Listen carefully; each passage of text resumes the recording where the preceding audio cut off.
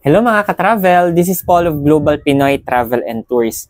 Another day, another franchisee tayo ulit. Kaya gusto ko lang pong i-welcome si Sir Fidel Rico Cabrera na isa pong OFW from Saudi. Pero ngayon po na nag-start na nung kanyang travel and tours business with Global Pinoy. Kaya welcome po once again and looking forward for more transactions para po sa inyo, Sir Fidel. Kaya sa mga kababayan natin dyan, kung OFW ka din or working ka, no, like seaman or employed ka ngayon, so why not dagdagan po natin yung ating pagkakitaan through our travel and tours business. Kaya if you want to know more, message nyo lang po ako directly. You can attend our free webinar. With that, God bless po sa ating lahat.